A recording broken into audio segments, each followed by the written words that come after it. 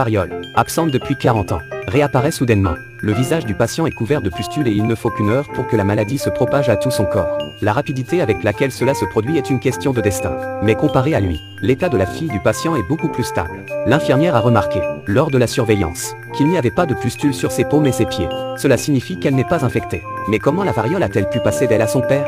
Le docteur House a soudain eu un éclair de lucidité et s'est empressé d'interroger les autres médecins. Il s'avère que la patiente a été infectée par le vaccin antivariolique.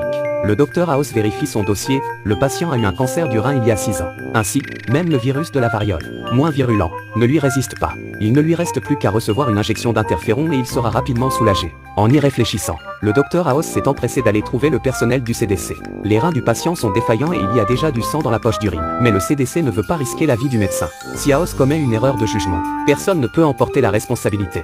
Voyant les signes vitaux du patient diminuer, le docteur House est entré directement dans la salle. Grâce à l'injection d'interféron,